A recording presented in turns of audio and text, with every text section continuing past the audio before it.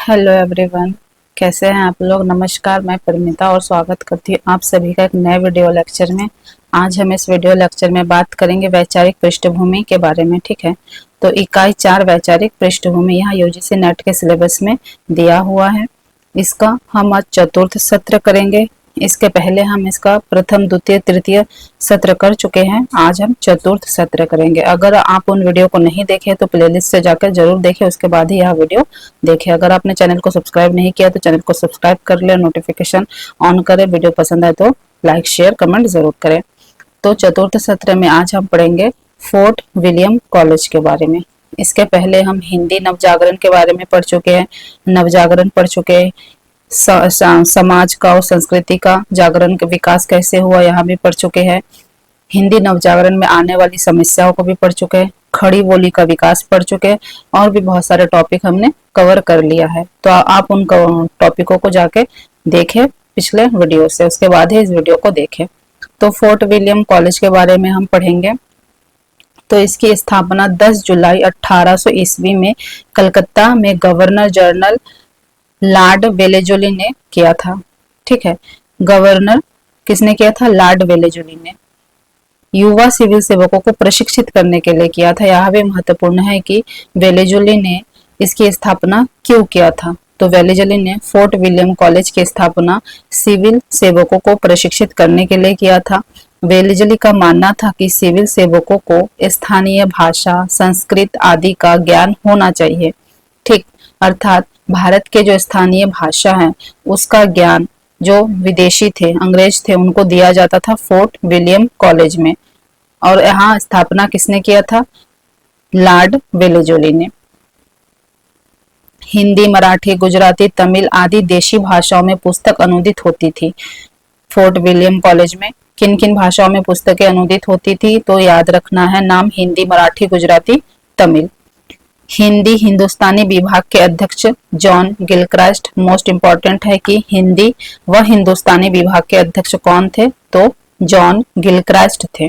ठीक, आगे देखते हैं कि उर्दू व भाका, हिंदवी, भाका को हम हिंदवी भी कह सकते हैं। हिंदवी के लिए अलग मुंशी नियुक्त हुआ। भाका मुंशियों के रूप में लल्लू लाल व सदल मिश्र की नियुक्ति हुई। यह जो लल्लू लाल है और सदल मिश्र है, इनका हिंदी के विकास में किस प्रकार का योगदान रहा है हम पिछले सत्र में अच्छे से कर चुके व्याख्या के साथ। ठीक है, तो आप उसमें जाके पढ़ सकते हैं कि लल्लू लाल का योगदान किस प्रकार से रहा और सदल मिश्र का योगदान किस प्रकार से रहा हिंदी के विकास के क्षेत्र में। तो लल्लू लाल की प्रेम सागर व सदल मिश्र की नासिकेतोपाख्यान इस क्रम में प्रसिद्ध है। लल्लू लाल की कौन सी? प्रेम सागर पुस्तक और सदल मिश्र की नासिकेतोपाख्यान इस क्रम में प्रसिद्ध है। हिंदी को अन्य भाषाओं से भिन्न कर उसे स्थापित करने में प्रेम सागर का बहुत योगदान रहा। और प्रेम सागर किसका है? लल्लू लाल का। आगे यहाँ खड़ी बोली में लिखी गई जिसमें भागवत के 10वें स्कंद की कथा है। यह भी महत्वपूर्ण है, पूछा जा सकता है कि प्रेम सागर में किस विषय में लिखा गया है प्रेम सागर, या किस विषय में बात की गई है प्रेम सागर में। तो इसमें भागवत के 10वें स्कंद की कथा है। और यह किस लैंग्वेज में है? खड़ी बोली में। किस में है? खड़ी बोली। हालांकि भाषा ब्रज रंजित हो गई है। यहाँ भी महत्वपूर्ण है कि भाषा क्या हो गई है? ब्रज रंजित हो गई है। नासिकेतोपाख्यान की भाषा व्यवहार उपयोगी है। और नासिकेतोपाख्यान किसका है? सदल मिश्र का है। और इसकी भाषा क्या है? व्यवहार उपयोगी है।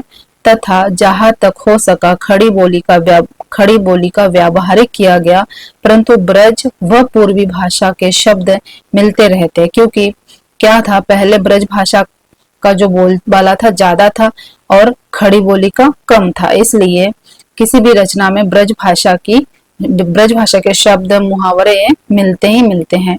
व्यावहारिक प्रयोजनों के लिए गद्य का सजग रूप कालेज से शुरू माना जा सकता है।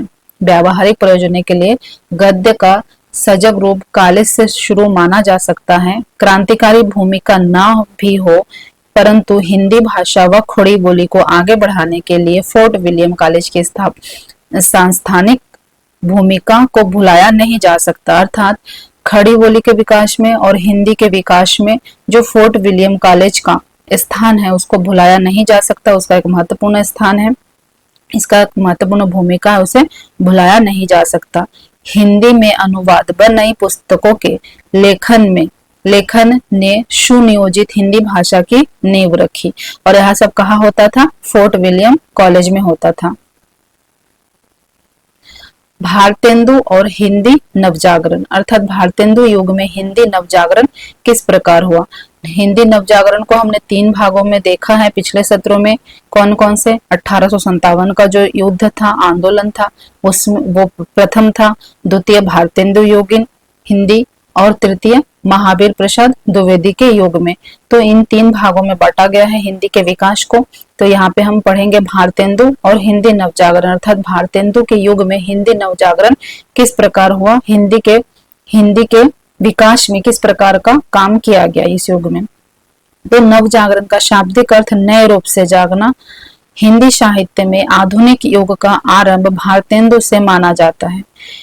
उन्होंने समाज में चल रही नवजागरण की प्रक्रिया को न केवल वैचारिक धरातल पर संज्ञान लिया, बल्कि उन मूल्यों को साहित्य से जोड़कर उसे आधुनिक भावबोधों से समृद्ध भी किया। किसने? भारतेंदु ने। भारतेंदु युगीन हिंदी नवजागरण 1857 के आंदोलन स्वरूप उत्पन्न हुआ। हमने बात कर लिया था कि 1857 का आंदोलन क्यों हुआ था, किन कारणों से यह आंदोलन आरंभ हुआ था, यहाँ हम पिछले सत्र में बात कर चुके हैं।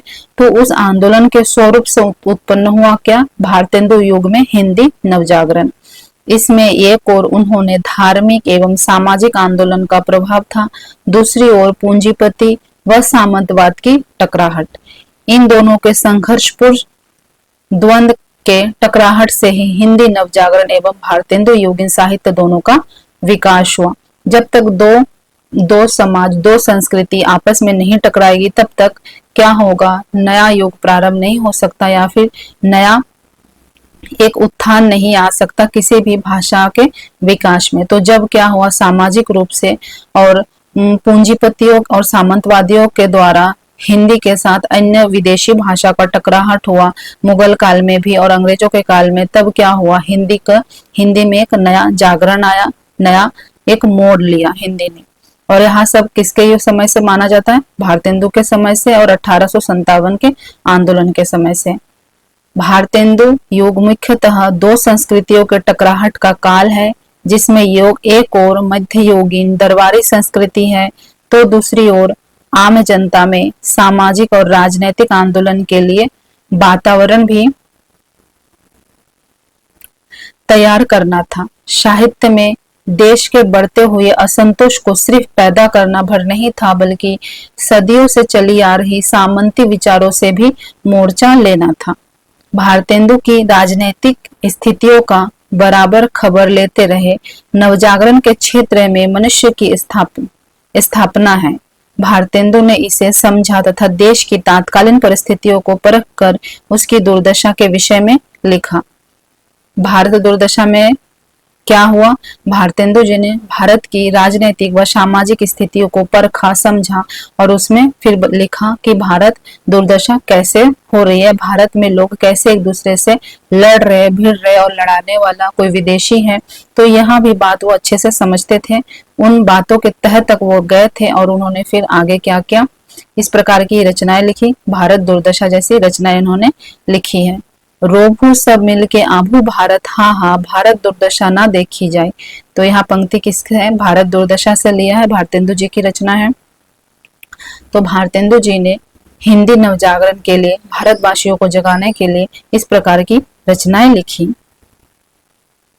आगे भारतेंदु केवल दुर्दशा देखकर चिंतित नहीं थे, उन्हें कारणों की भी समझ थी। इसी कारण वे अंग्रेजी शासन की आलोचना करते हुए देखे जाते थे या पाए जाते थे। क्यों? क्योंकि जब हिंदू मुस्लिमों के बीच में लड़ाया वो कौन था? अंग्रेज था। यहाँ ये बात भारतेंदु भली भांति जानते थे, समझते थे। हिंदू मुस्लिम भाई भाई की तरह भारत में रह रहे थे, उन दोनों के बीच में किसी प्रकार का द्वेष नहीं था, कुछ भी नहीं था। लेकिन जब अंग्रेज आए और उन्होंने इस रिश्ते को तोड़ा और फिर क्या किया, इनके बीच में दरार उत्पन्न करने के लिए अलग अलग प्रकार के चालें चली। तो इन सारी बातों को भारतेंदु अच्छी प्रकार से समझते थे और इन्हीं सारी बातों के कारण वो क्या करते, अंग्रेजों की आलोचना करते हुए पाए जाते थे।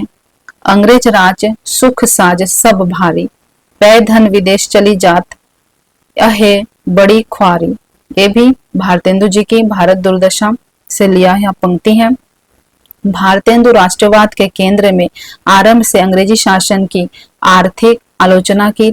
यहाँ राष्ट्रवाद नव जागरण की ही उपज है। भारतेंदु सारा दोष दूसरों पर नहीं डालते हैं, बल्कि वे अपने ही लोगों को दुर्गुणों के कारण फटकारते हैं। क्यों फटकारते हैं? एक तो इस प्रकार के लोग भी भारत में पाए जा रहे थे। उस समय में क्या हो रहा था कि कुछ लोग अंग्रेजों के चापलूस बन गए थे, गुलाम बन गए थे, उनके खबरी के तौर पे काम कर रहे थे कि कोई भी सूचना हो, कोई भी संगठन किसी भी प्रकार का आंदोलन करना चाह रहा हो, किसी भी प्रकार का अंग्रेजों के खिलाफ मोर्चा निकालना चाह रहा हो, तो वो क्या करते थे, गुप्त रूप से जाकर यहाँ सूचना अंग्रेजों को दे देते थे और वह भारतीय हुआ करता था। तो इस प्रकार के दोगले लोगों का, मुखौटा पहने हुए लोगों का यहाँ पे भारतेंदु ने आलोचना किया। और दूसरा, ऐसे इस प्रकार के लोग जो अंग्रेजों के बहकावे में आ जाते थे, अंग्रेजों के बातों में आ जाते थे और उनके बातों में आकर क्या होते थे, दोनों प्रकार के हिंदू और मुस्लिम दोनों आपस में लड़ भिड़ जाते थे, दंगे करते थे, एक दूसरे से दूरी बना रहे थे, एक दूसरे को अपना दुश्मन मान रहे थे। तो इन सारी बातों से क्या हो रहा था, भारतेंदु अच्छे से समझ रहे थे, ऐसे लोगों की वो आलोचना कर रहे थे और उन्हें फटकार रहे थे। 1884 में उन्होंने देश के विकास के लिए एक महत्वपूर्ण भाषण दिया, जो बलिया व्याख्यान के नाम से प्रसिद्ध है।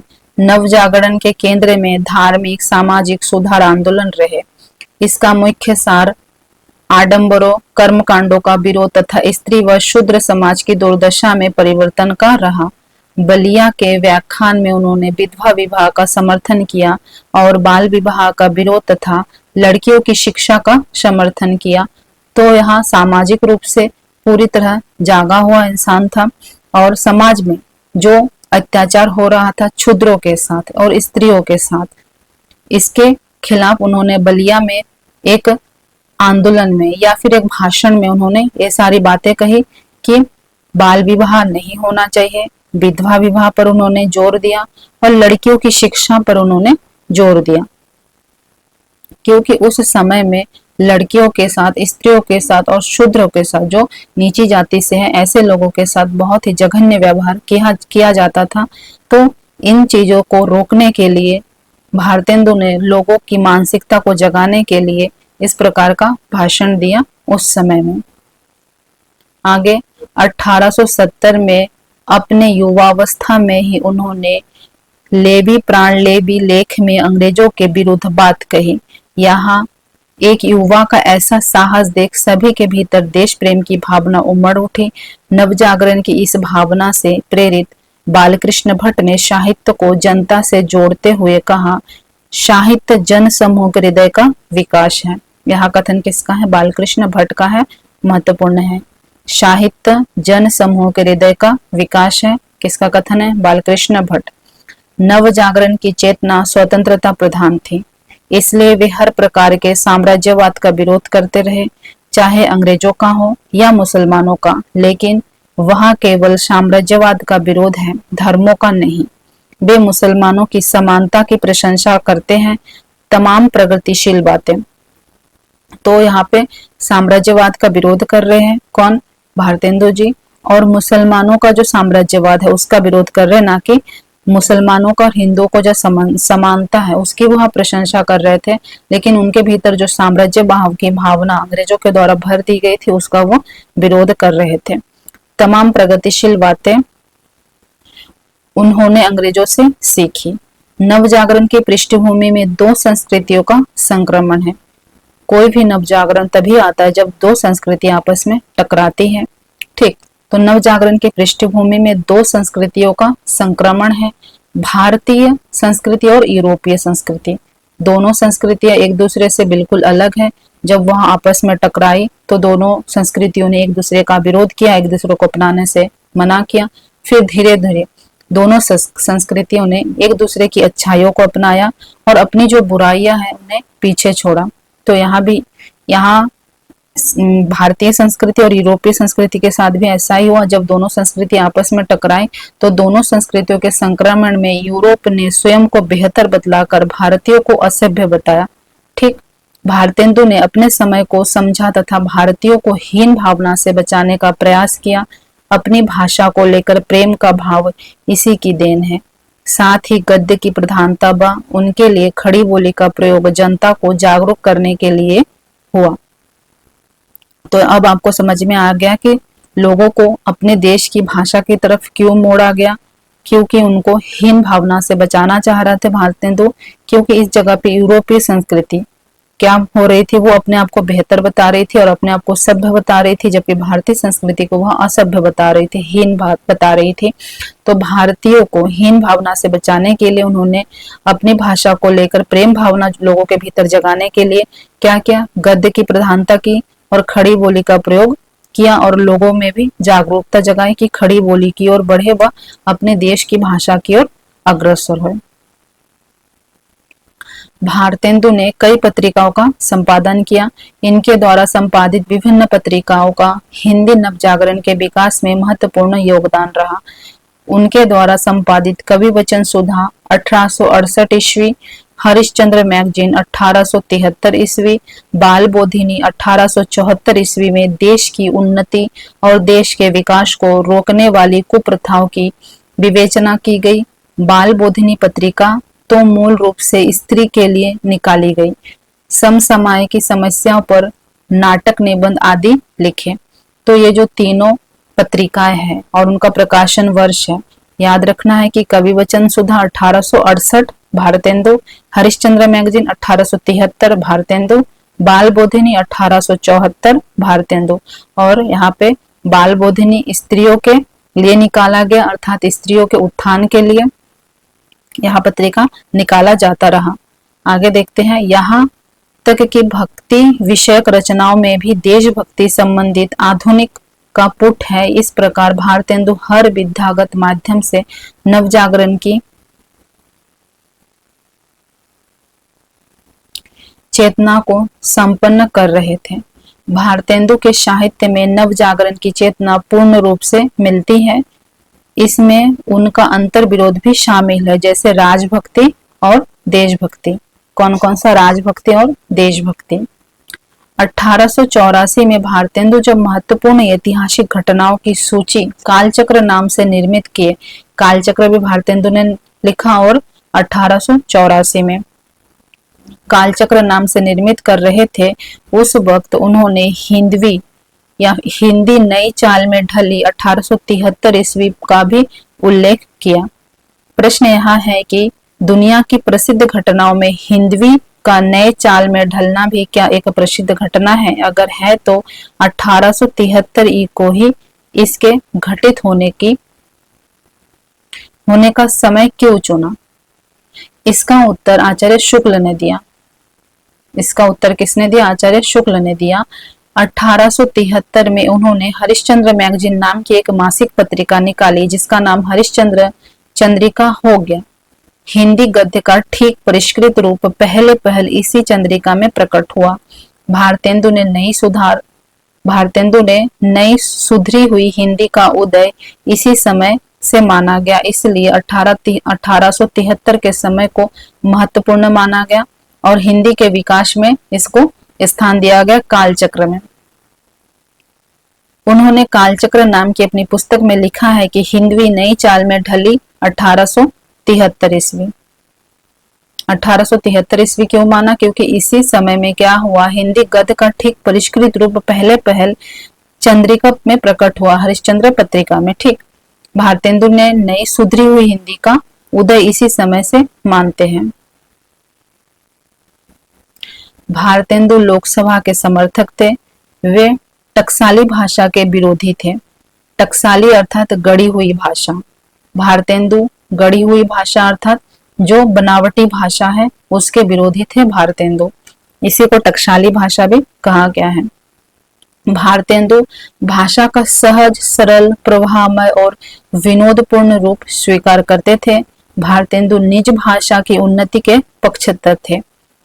निज भाषा उन्नति अहे सब उन्नति के मूल, बिनु निज भाषा ज्ञान के मिटत नाही सूल। यहाँ पे भारतेंदु जी का ही पंक्ति है। ध्यान रहे, भारतीय राष्ट्रवाद के केंद्र में आरंभ में अंग्रेजी शासन की आर्थिक आलोचना ही थी तथा यह राष्ट्रवाद नव जागरण की उपज है और अंग्रेजों के शासन की आर्थिक आलोचना भी भारतेंदु ने ही किया था।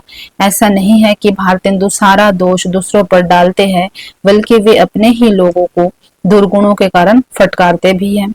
जैसे कि स्पष्ट है कि नवजागरण के केंद्र में धार्मिक सामाजिक सुधार आंदोलन रहे। इसका मुख्य सार आडंबरों कर्मकांडों का विरोध तथा स्त्री व शूद्र समाज की दुर्दशा में परिवर्तन का रहा। बलिया के व्याख्यान में उन्होंने विधवा विवाह का समर्थन किया और बाल विवाह का विरोध किया तथा लड़कियों की शिक्षा का भी समर्थन किया। तो समाज में जो भी कुप्रथाएं था उनका आगे बढ़कर भारतेंदु ने विरोध किया।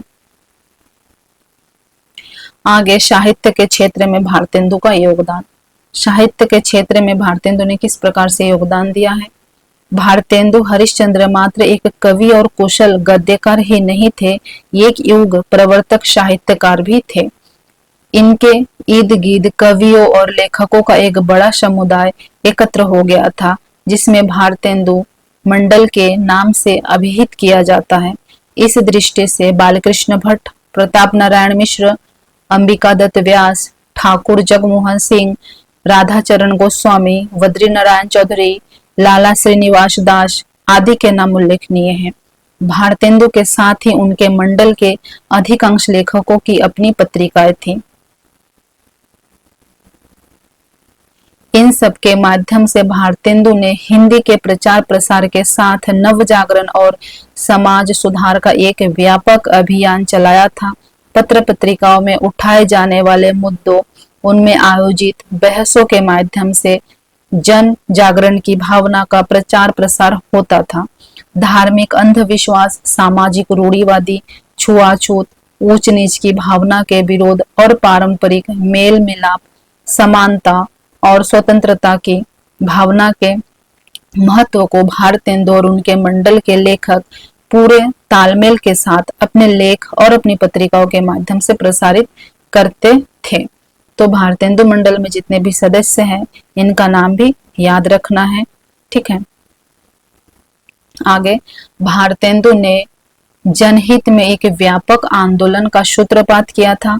अपनी कविताओं के साथ ही उन्होंने अपनी नाटकों में पहेली, मुकरी, कजरी, विरहा, चाचर, चैता, खेमटा, विदेशिया आदि लोकगीत की शैली का प्रयोग कर नव जागरण का एक व्यापक अभियान छेड़ा था।